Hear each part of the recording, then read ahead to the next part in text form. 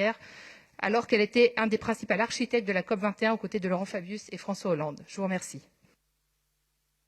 Merci Madame. Madame Alexandra Cordobar pour le groupe Paris en commun et Madame la maire du 10e arrondissement. Madame la maire, chère Hélène Bidard, cher Antoine Guillou, mes chers collègues, pour qu'il y ait de l'amour, tout le monde le sait, il faut des preuves d'amour. Et en matière de féminisme à Paris, depuis 2014, nous pouvons nous enorgueillir de donner ces preuves d'amour. Et oui, Madame la maire, nous sommes fiers que Paris donne l'exemple, pas fiers de cette amende, mais finalement fiers que nous puissions montrer notre travail en siégeant dans d'autres instances de maires notamment. Je me rends compte à quel point nous avons une avance que nous devons faire prospérer ailleurs. On m'a donné la parole récemment en me proposant de me la donner par galanterie. Je croyais que ça n'était plus possible de nos jours. Et j'en témoigne là très simplement devant vous, ça n'est pas dans cette assemblée que ça serait possible, et c'est heureux. L'engagement féministe est au cœur de l'action de la ville de Paris. Il irrigue l'ensemble des politiques que nous portons. Nous pouvons en être fiers. Depuis la loi du 4 août 2014, chaque année, il nous revient, ce que nous faisons maintenant, de mesurer le chemin parcouru et celui qui reste à parcourir vers l'égalité entre les femmes et les hommes. Mais il ne s'agit pas d'un simple exercice comptable, bien entendu, c'est une interrogation de fond sur notre rôle comme employeur et sur nos responsabilités comme créateurs de politiques publiques.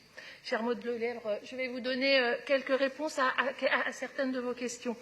La ville de Paris, vous le savez, compte un personnel majoritairement féminin. En dehors du champ de l'assistance maternelle et familiale, 56% des agents de la ville sont des agentes, une proportion inchangée entre 2018 et 2019. Et même s'il est bien trop tôt pour crier victoire, hélas, ce dont nous pouvons nous féliciter, c'est que les écarts de rémunération se sont resserrés, vous le disiez tout à l'heure, Madame la maire.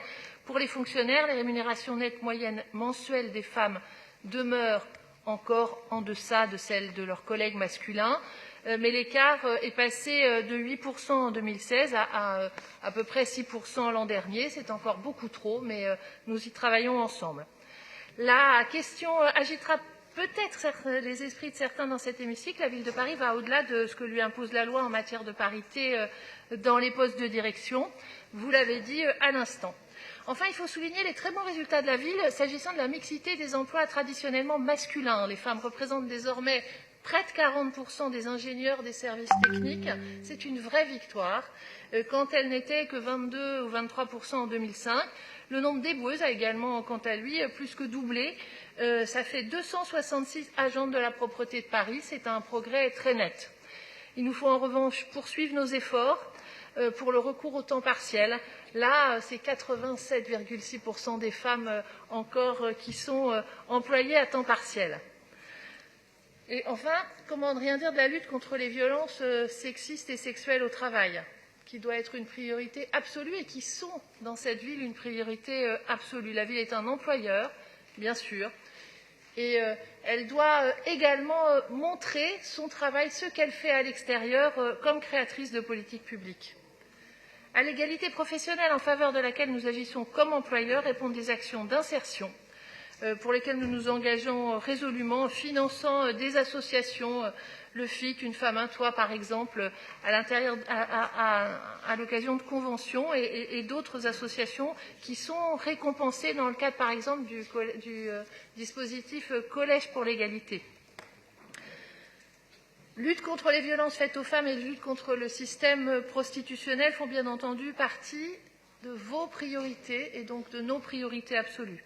Le service égalité, intégration et inclusion de la ville pilote ainsi, par exemple, le téléphone grand danger, des consultations autour du psychotrauma ou encore les mesures d'accompagnement protégées pour les enfants, très précieuses pour les enfants victimes.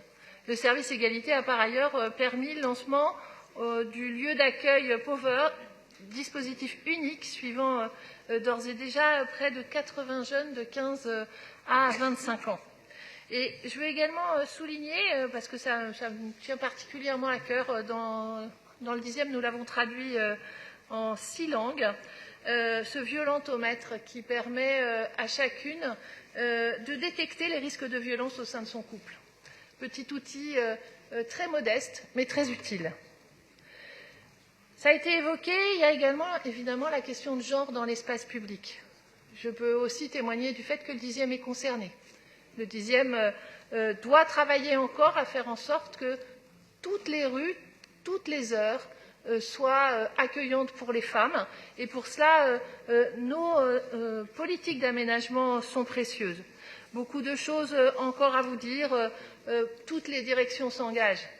Mais comme je ne veux pas dépasser mon temps pour ainsi respecter les règles, je veux vous le dire maintenant, les années à venir doivent être celles... Madame la maire. Absolument. Doivent être celles qui feront de la lutte contre les violences faites aux femmes, de l'éducation au consentement, de l'égalité entre toutes et tous, des droits conquis, des fiertés acquises. Merci. Ensemble ces politiques. Merci beaucoup, Madame la maire. Je passe la parole à Madame Nelly Garnier pour le groupe CEPA.